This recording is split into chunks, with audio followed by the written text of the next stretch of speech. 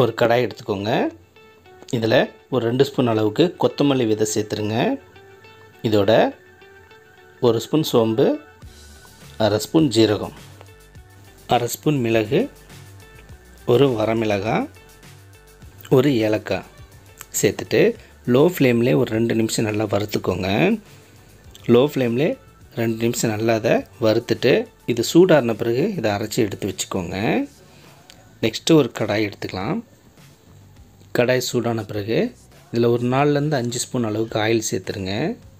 Oil சூடான பிறகு ஒரு ஏலக்காய், 3 லவங்கப்பூ, ஒரு 2 பட்டை சேர்த்துட்டு இதில் மீடியம் சைஸ் பெரிய வெங்காயம் 2 சேர்த்துருங்க. வெங்காயத்தை சேர்த்த பிறகு கண்ணாடி பதத்துக்கு வதக்கிக்கோங்க. வெங்காயம் கண்ணாடி பதக்கம் வந்த பிறகு இதில் ஒரு 1/2 ஸ்பூன் அளவுக்கு இஞ்சி பூண்டு பேஸ்ட்டு சேர்த்துருங்க. இஞ்சி பூண்டு பேஸ்ட்டினுடைய பச்சை வாசம் போகிற அளவுக்கு நல்லா அதை வதக்கிக்கோங்க. இஞ்சி பூண்டினுடைய பச்சை வாசம்லாம் போன பிறகு ஒரு 750 கிராம் சிக்கனை இதில் சேர்த்துருங்க. சிக்கனை சேர்த்த பிறகு இதில் தேவையான அளவுக்கு உப்பு சேர்த்துருங்க. சேர்த்து இது நல்லா மிக்ஸ் பண்ணிக்கோங்க. இது நல்லா கலந்துட்டு நம்ம அரைச்சி வச்சுருக்கிறதான இந்த மசாலாவை இதில் சேர்த்துடலாம். இந்த மசாலாவை இதில் சேர்த்துட்டு இதோட 1 ஸ்பூன் அளவுக்கு காஷ்மீரி மிளகாய் போட்டு சேர்த்துருங்க.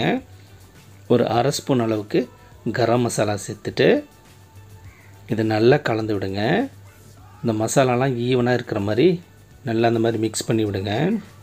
இந்த மாதிரி நல்லா கலந்துட்டு இது நம்ம மூடி போட்டு ஒரு 15 நிமிஷம் நம்ம வேக விடலாம். ஒரு 15 நிமிஷம் நல்லா இது வெந்த பிறகு மூடி எடுத்துட்டு இதில் மீடியம் சைஸ் தக்காளி 2 கட் பண்ணி இதில் சேர்த்துருங்க. தக்காளி சேர்த்த பிறகு இது நல்லா கலந்து விட்டுக்கோங்க. இந்த மாதிரி நல்லா அதை கலந்து விட்டுட்டு திரும்பவும் மூடி போட்டு 5 நிமிஷம் நல்லா குக் பண்ணுங்கள். ஒரு 5 நிமிஷம் நல்லா அது வெந்த பிறகு இதை ஓப்பன் பண்ணிடலாம். ஓப்பன் பண்ணிவிட்டு ஒரு 4 ஸ்பூன் அளவுக்கு ஃப்ரெஷ் க்ரீம் இதில் ஆட் பண்ணிடுங்க. க்ரீம் சேர்த்த பிறகு இது நல்லா கலந்து விட்டுக்கோங்க. ஒரு 2 நிமிஷம் ஹை ஃப்ளேம்லேயே நல்லா அதை கலந்து விட்டுக்கோங்க. இந்த மாதிரி ஒரு 2 நிமிஷம் நல்லா அதை மிக்ஸ் பண்ணுங்கள்.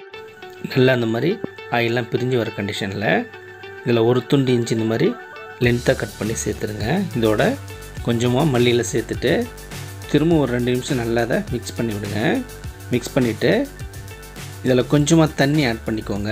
தண்ணி சேர்த்துட்டு இதில் 1 ஸ்பூன் அளவுக்கு பட்டர் சேர்த்துக்கோங்க. பட்டர் சேர்த்து திரும்பவும் நல்லா அதை 1 நிமிஷம் கலந்து விட்டுக்கோங்க.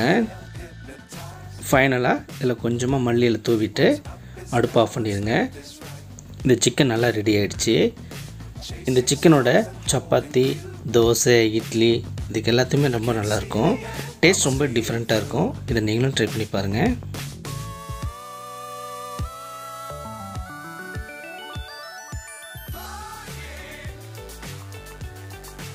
இந்த வீடியோ உங்களுக்கு பிடிச்சிருந்தா லைக் பண்ணுங்கள், கமெண்ட் பண்ணுங்கள், இந்த சேனலை சப்ஸ்கிரைப் பண்ணுங்கள், பக்கத்தில் இருக்கிற பெல் பட்டனை கிளிக் பண்ணுங்கள்.